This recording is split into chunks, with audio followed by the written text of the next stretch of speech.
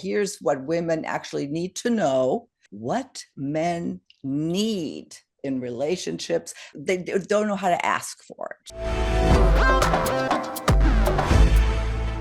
Thank you so much for joining us again on Second Act TV. Once again, I want to welcome back Robert Manni, the author of The Guy's Guide to Love and host of Guy's Guide Radio and TV. Robert, thanks for joining me again. My pleasure, Silka. Good to see you.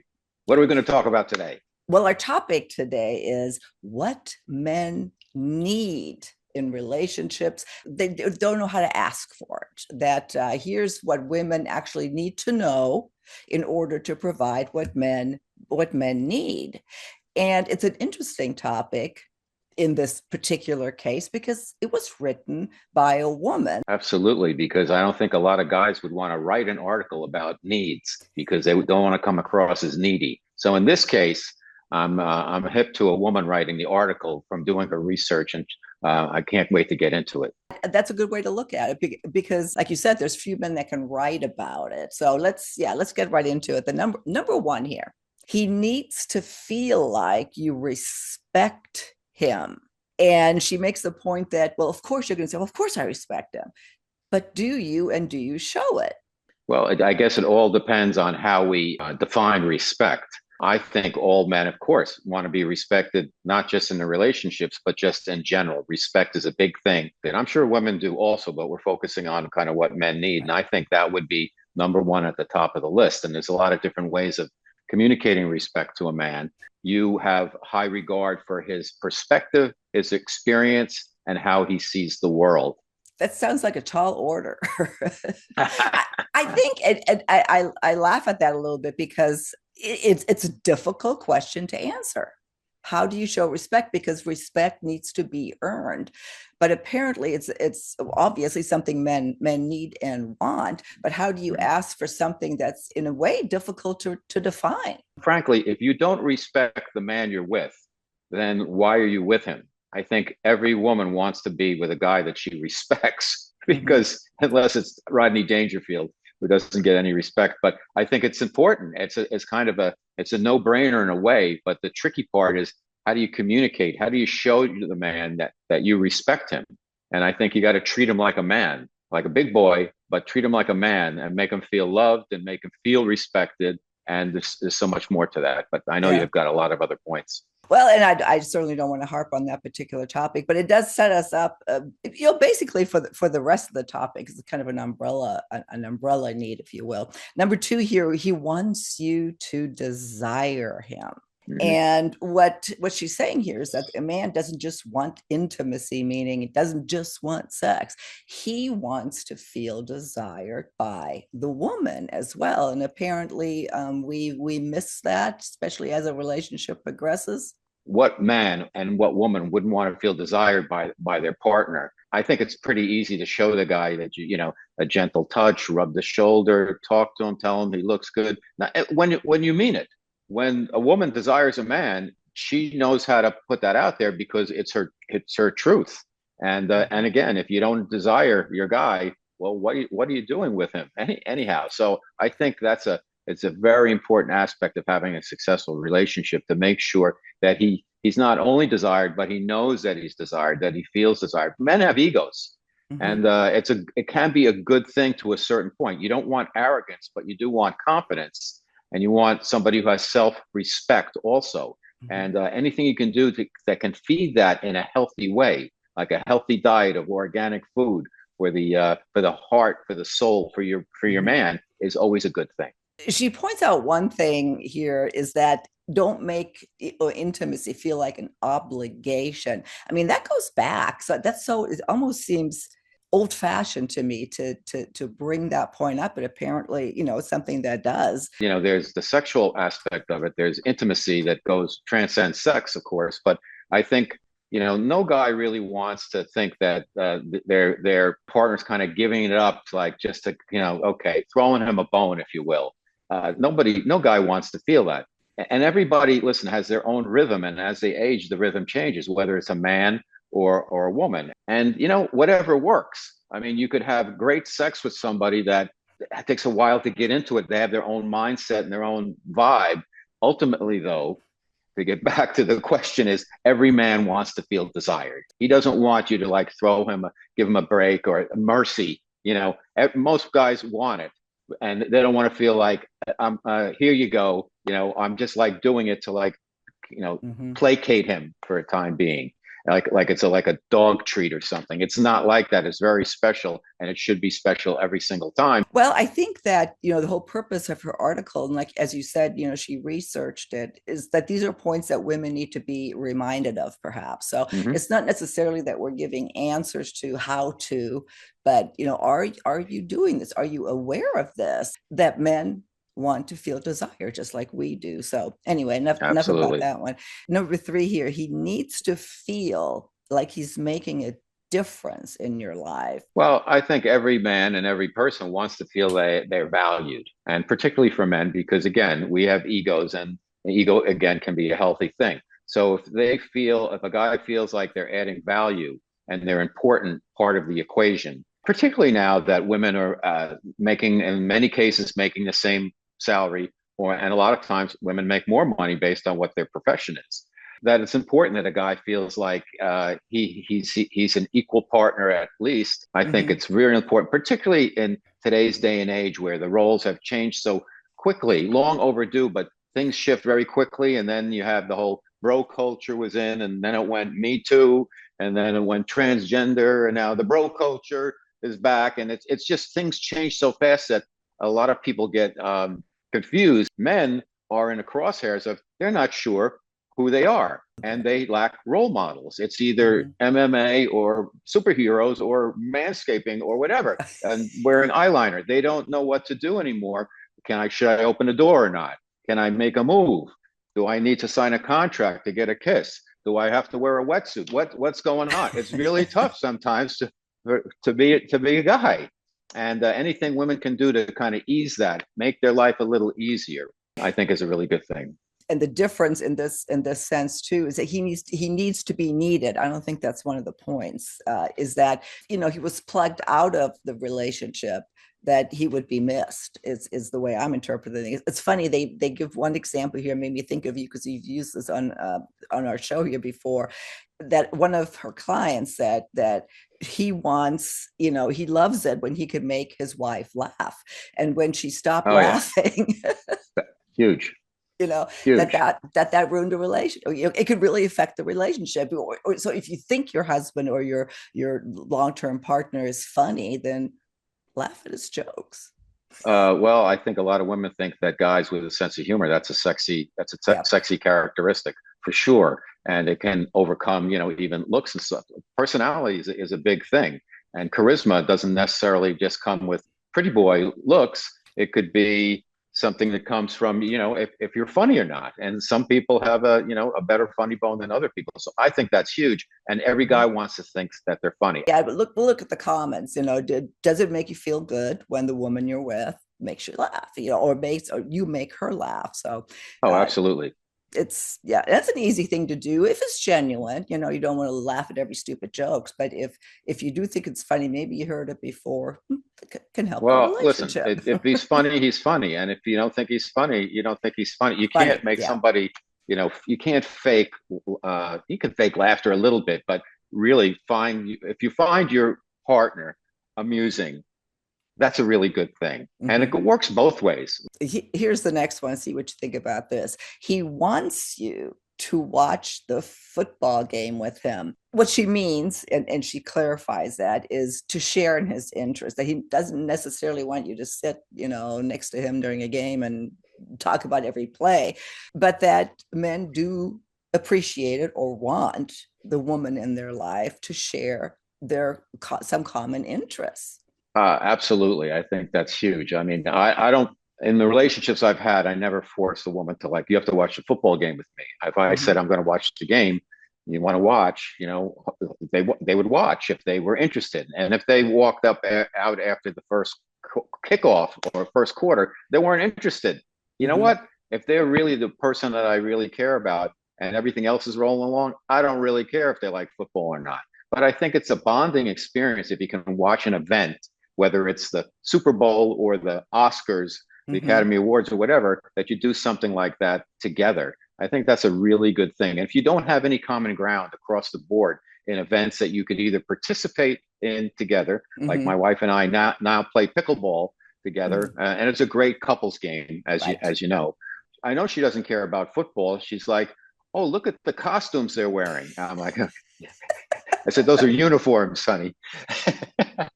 I think you already said this one or alluded to it. He needs you to make him feel like a man. Now, this one is somewhat contentious. Like, really? It's up to us to make you feel like a man. You just be a man. Let's talk I about agree that. with that 1,000%. I don't think it's up to the woman to make the guy feel like a guy. In fact, if that's the case, then he really doesn't feel like a man.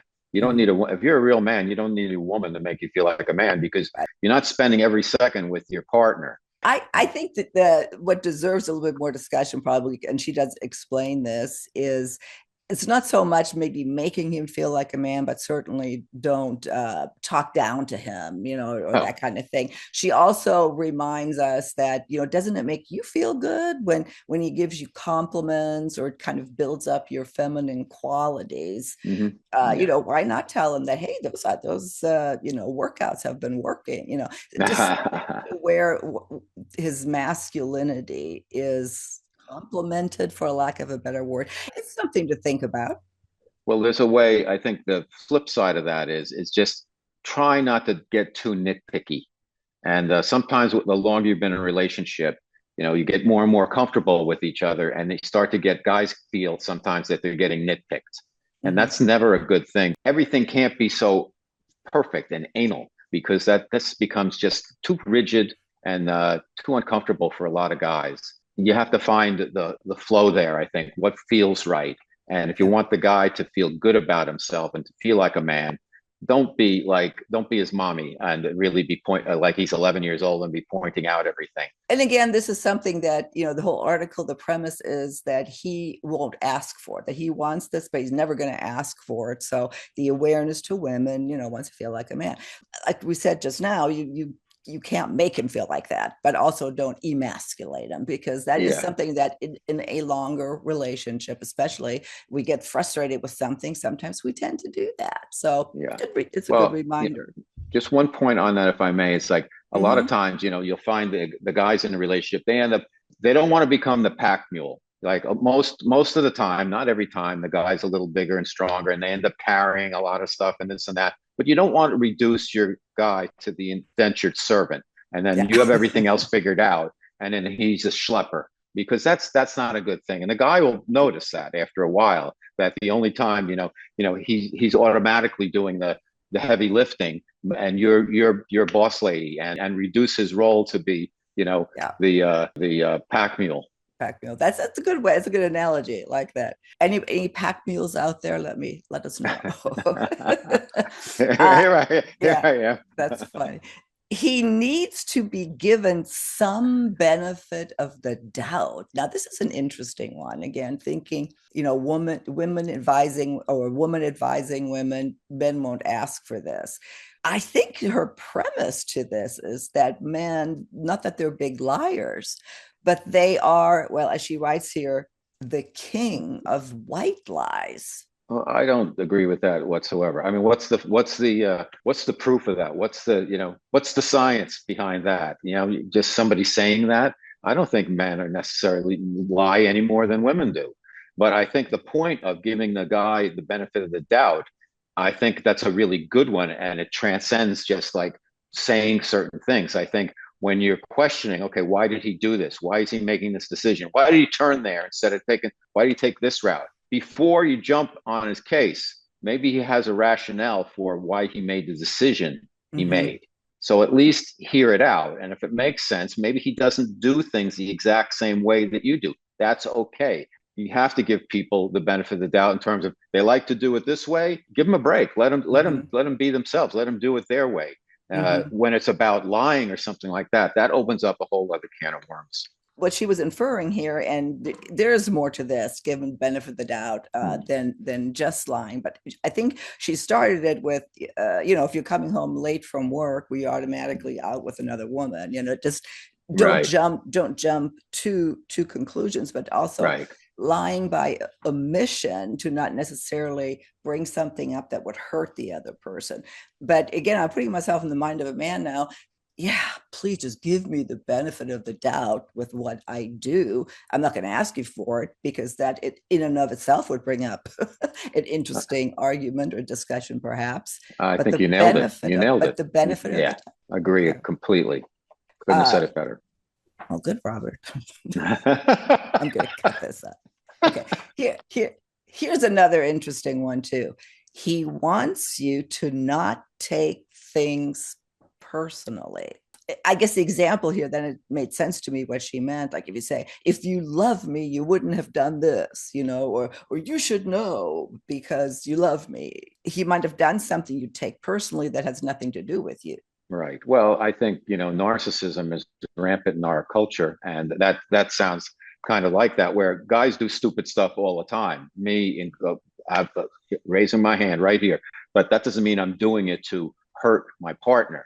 I might do Mm-hmm. something stupid because I'm being careless. I haven't thought it through, but I'm not doing it to be vindictive or to be mean or to be taking it out on my partner, my wife. So it's I think we really have to be sensitized to that, to realize, like, if this is my partner and we have a good relationship, give him the benefit of the doubt again. Like, Mm-hmm. don't take it like he's doing this to me. He might be doing something stupid, but he's not on purpose doing it to you, even though it could hurt you. Let's say Mm-hmm. he has a problem with an addiction and he falls into that. Well, he's not doing it to hurt you. He's doing that because he has an issue. He has a problem, and he's actually hurting Mm-hmm. himself, which can Mm-hmm. be hurtful to you, but it's by default. It's not like I'm going to Yeah, hurt you by, I'm going by to go doing gambling this. or take Mm-hmm. drugs or whatever it is. Yeah, that's sort of her end here, is that try to not interpret your guy's actions as a reflection of how much he loves you. Yeah, because you turn it on yourself, or everything about you, that gets highly annoying. Well, if he knew that, or if he loved me, he wouldn't have done that. He should know that. If any of those thoughts ever come across your head, talking to the women now, yeah, get that out. That is very harmful to a good It doesn't relationship. help. It No. doesn't help. Finally, here, he needs you to understand that he can't always give you what you need. I thought it was, you can't always get what you want, but you get what you need. So Mick, you had it wrong. He can't always give you what you need. Well, I don't think a guy can provide everything. I think people have to be, self-sustaining in terms of who they are. And you survived before you were with this guy, and he survived before he was with you. Even though Mm-hmm. you might be, codependent on each other now, you can probably make it if something ever happened. So it's like, get a grip on it. Like, let's get real. We love being with our partner. I love being with the person I'm with because I love being with the person I'm with, not Mm-hmm. because I need them to justify who I am. Yeah, she talks here, makes the comparison that women, our friends, come very close to giving us everything we need because they sit and listen and that. And I kind of question that too, if that really is true, but that would be another segment. But that we almost have higher expectations of our guys than we maybe even have for our friends, for say emotional support or giving us Mm-hmm. what we need when it comes Mm-hmm. to that. Yeah. And I think that's interesting. And guys aren't necessarily great at that. He's not one of your girlfriends. So you're going to get Mm-hmm. a different Yeah. angle of communication and understanding and perspective from the guy and your Mm-hmm. guy and your partner than you're going to get from your girlfriend. We're coming to the end here, where I not necessarily agree, but where I see the need for this article is in longer term relationships or marriages. These things all come up once you, or some of them, whatever, come up as you progress, as you Mm-hmm. start to get into a routine. And they're a good reminder of what, in speaking in generalities, what men need to be happy in a relationship. How would you end this? Anything that we need to add here? I agree. I think it was a very fair-minded article and wasn't judgmental. And I don't agree 1,000% with everything, but what we never do. But I think all said and done, I think they did the person who wrote this did a good job, and it's very Mhm, thought-provoking. And there was no like clear-cut this or that type mhm, answers. I think you have to process things, and it got us to think. And I think because of that, mhm. we had a hopefully an insightful, fruitful discussion that'll help Yeah, our wonderful audience. It's helped absolutely. me just talking about it. Well, like I said, that in every segment, there are some things that seem to be just either obvious or, why is this even relevant? All of a sudden, you go down the rabbit hole on Mm-hmm. something that does affect your life and your Mm-hmm. relationship. So leave your Mm-hmm. comments, let us know. And Robert, I will link to all of your information as usual to your book, Guys Guide to Love, and your radio show on UK Health Radio. Thank you so much for being here again. Thank you, Silka.